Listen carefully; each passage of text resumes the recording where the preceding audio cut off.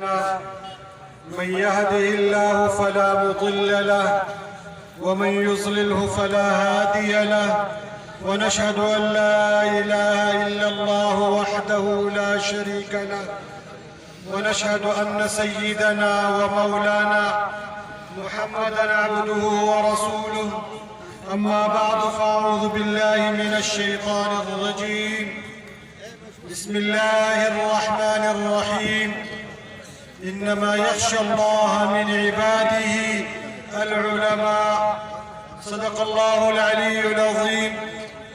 وقال النبي صلى الله عليه وسلم: من يرد الله به خيرا يفقهه في الدين، أو كما قال عليه الصلاة والسلام.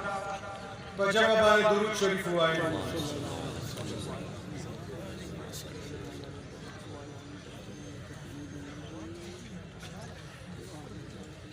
شيخين كريمين، معزز علماء دارالعلوم نعماني وتمانزو، نفارغ شوي طلباء او ټولو مېلمنو چې د بهر نه راغلي دي، هغوی ته د زړه د کومې نه خوش آمدید وایم او دا اقرار کوم چې ستاسو د مېلمستیا حق به موږ نه وي ادا کړی، خو موږ سره معامله د اغماض، د تسامح او د عفو او درگذر کوي. الحمدلله دا عظیمه اجتماع چې نن په کوم مقام کې منعقده شوې ده، نو هم په دې مقام کې د نن نه 54 سال مخکې، 54 کاله مخکې په دې مقام کې یوه اجتماع منعقده شوې وه. فرق دا دی چې دا د اعراب او ډب د دې غاړه ده، هغه اجتماع د ډب نه هغې غاړه بس طرف ته وه. په هغې کې حضرت مولانا احتشام الحق تانوي رحمة الله علیه، حضرت مولانا نصیر الدین غرغشتوی رحمة الله علیه، مفتی اعظم پاکستان محمد شفیع رحمه الله تعالی عنہ، حضرت مولانا عبدالقادر آزاد خطیب جامع مسجد شاہی مسجد لاہور، دغه شانتي عظیم شخصیات په هغې کې شرکت کوي. نن بیا الله رب العزت موږ ته دا منظر وښو چې 54 کاله بعد بیا په حق مقام کې، په حق میدان کې دا اجتماع منعقده شوه. الله رب العزت دې دا اجتماع د دین او د جامع دارالعلوم نعماني د سربلندۍ سبب او ذریعه وګرځوي. الله رب العزت طالبانو تاسو سره اراده د خیر کړې ده، نو تاسو یې د حدیث، د تفسیر او د فقه د علومو نه منور کړئ، ځکه چې رسول الله صلی الله علیه وسلم فرمایي: من یرید الله به خیرا یفقهه فی الدین. چا سره چې زه اراده د خیر کوم، نو پوهه ورته په دین کې ورکړم. تاسو سره الله رب العزت اراده د خیر کړې ده، دا اراده د خیر د الله رب العزت د طرف نه تاسو ته دې مبارکه شي. رسول الله صلی الله علیه وسلم فرمایي: وی تاسو بهتر مخلوق یې، ځکه چې تاسو زما د الله کتاب ته کېناستئ، د الله کتاب مو زده کړو. خیرکم من تعلم القرآن. تاسو دلته قرآن ووایئ، تاسو دلته تفسیر ووایئ، تاسو دلته احادیث او فقه وویله چې دا تفسیر د الله د کتاب دی. خیرکم دا خیریت دم تاسو ته مبارک وي. طالب علمان ورونو، ما له خبرې نه راځي، نه د نصیحت جوګه یم، نه زه قابل د دې یم چې تاسو ته نصیحت وکړم. زه خپله د نصیحتونو بزرگانو دا حضرت شیخین کریمینو دامت برکاتهم العالیه دا خپل استادانو نه دوه درې خبره مې اورېدلې دي ډېره ورته کوم. یو طالب ایمانو دا خبره چې اخلاص په ځان کې پیدا کوي. علم وکړو مقصود د علم نه د الله رضا ده. د کعب بن مالک رضی الله تعالی عنہ روایت دی فرمائی من طلب العلم ليجاري به العلماء او ليماري به السفهاء او ليصرف به وجوه الناس ادخله الله النار او كما قال. شيء مقصود بدا طلب علمنا رئيس او مقابله العلماء سرني مقصود علمنا مناظره او مجادله د باطل بسربني مقصود علمنا هغه د دنیا جاه او جلال مقصود او مطلوب بني. د حضرت کعب بن مالک رضی الله تعالی عنہ روایت دی فرمائی ما ذئبان جائعان ارسلا في غنم بافسد لها هغه دوه شرمه چې هغه د ګډو بیزو په ریوان کې خلک یې پرېږدي دومره فساد دومره بېګان نه پیدا کړي لکه څومره بېګان چې حرص د انسان د مال سره حرص د انسان د عهدې د منصب او د شرف د حصول سره دا د انسان په دین کې څومره بېګان پیدا کړي وي دومره بېګان دا دغه دوه اوږدې شرمه چې د ګډو بیزو په ریول او کنډک کې پرېږدي دومره بېګان نه پیدا کړي. مقصود په زمون د الله رب العزت د دین خدمت ما کان لله فهو یبقى څه چې د الله څه چې خدمت کوو مونږه مقصود به د الله رضا وي دا به باقي وي دنیا به ختمه شي لیکن د حضرت نانوتوي د حضرت شیخ الهند مولانا محمود الحسن دیوبندي رحمه الله د حضرت تانوي رحمة الله علیه نوم به نه ختمېږي. مقصود د الله رضا او معمولی عمل چې د الله رضا پکې مقصود او مطلوب وي هغه د سونې نه هغه د چاندې نه هغه د مالوارو نه هغه بهتر دی. حق سبحانه تعالی رضا صرف د هغه رضا صرف د هغه رضا دا به مقصود او مطلوب وي. دویم نصیحت نه گزارش مې دا دی چې قرآن او سنت دا به زمون مقصد وي منګولې تمسک به مونږ په قرآن او سنت به لګو.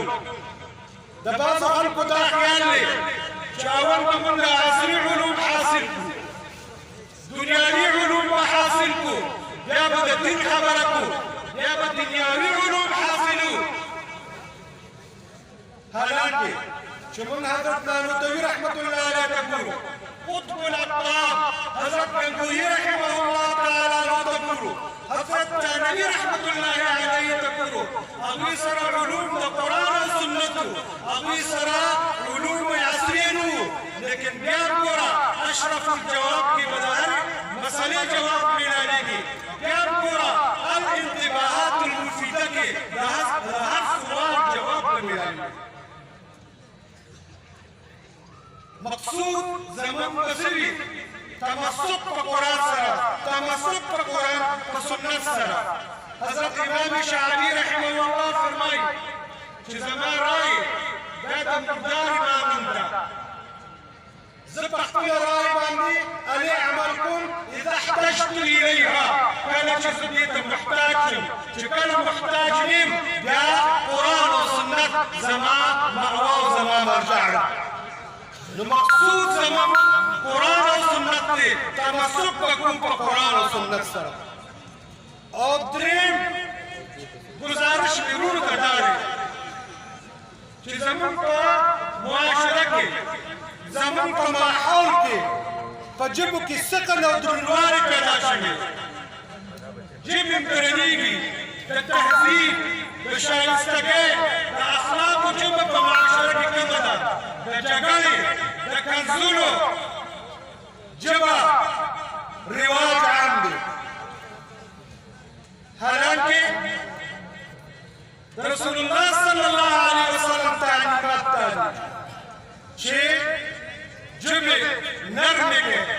فبما رحمة من الله لنت لهم ولو كنت فظا غليظ القلب.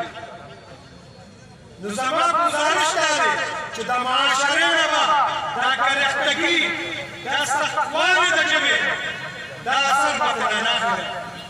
رسول کریم صلی الله علیه وسلم ته تپوس کړی شو چې من اسلام د اسلام نښه څه ده؟ دوی فرمایي طیب الکلام، خشته خبرې، عمده خبرې، نرمې خبرې. زما گزارش دا دی چې ژبه به نرمه ساتئ. د معاشرې نه به دغه اثر نه قبلوئ، بلکې تاسو به په معاشره باندې اثر انداز کېږئ. هغوی به قرآن او سنت ته رابلئ. ستاسو عمل، ستاسو کردار دا به د هغوی لپاره نمونه وي. حضرت معاذ ابن جبل رضی الله تعالی عنہ فرمایي چې یا رسول یا نبی الله انا لمؤاخذون بما نتكلم به. چې دا رسول صلی الله علیه وسلم کومې خبرې موږ کوو د الله رب العزت په د هغې غریب ته مؤاخذه کېږي. دوی فرمایي ثقلت فامك یا معاذ وهل يكب الناس في النار على وجوههم الا حصائد السنتين او كما قال عليه الصلاه والسلام. چې خلک په جهنم کې دا ټول باندې غورځېږي دا د چا د وجې نه؟ د ژبې د وجې نه. ژبه به نرمه ساتئ، د تکفیر او د تفسیق نه به ځان محفوظ ساتئ.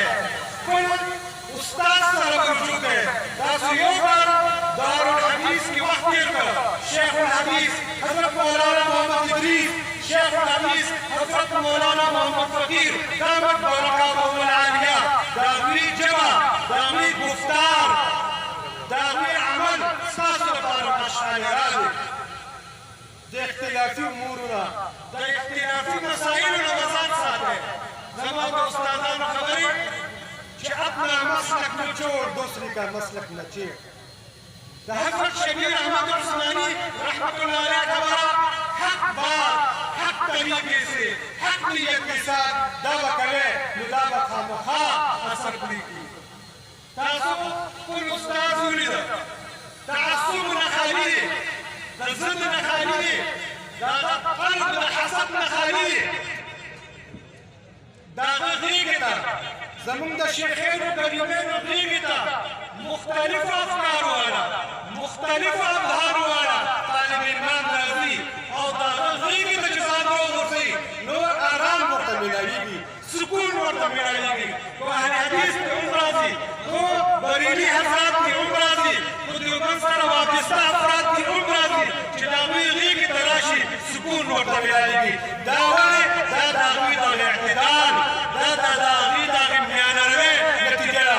زما گزارش دا دی، زما گزارش دا دی، بیا هم درته گزارش کوم چې دغه میانروي، دغه اعتدال د خپلو استادانو دغه په خپل پلو کې، په خپل لمن کې وتړئ.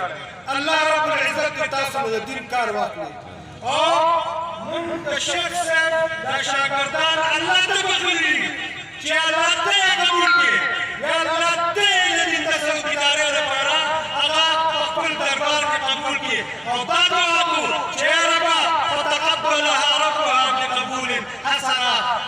یا الله دا په خشته قبولیت سره قبول کړي. او زه شیخ صاحب ته وایم چې مبارک شه، ستا دوره الله قبوله کړې ده.